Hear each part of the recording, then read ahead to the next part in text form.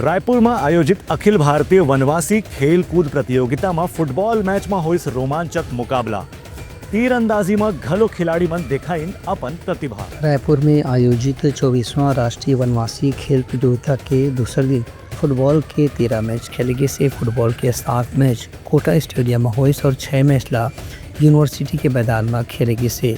एक संग राज्य तीरंदाजी एकेडमी के मैदान में तीरंदाजी के मुकाबला हुई जिसमें 40 मीटर और 30 मीटर के प्रतिस्पर्धा में अलग अलग राज्य के खिलाड़ी मन अपन कौशल दिखाई। भारत के खिलाड़ी मन के अलग अलग राज्य से आए हुए जोन भी ओमन की टीम रही से उनका मुकाबले में मध्य भारत के खिलाड़ी मन ला यहाँ खास सफलता मिली जिमन मन अपन मुकाबले में 9 गोल से जीत दर्ज करी है।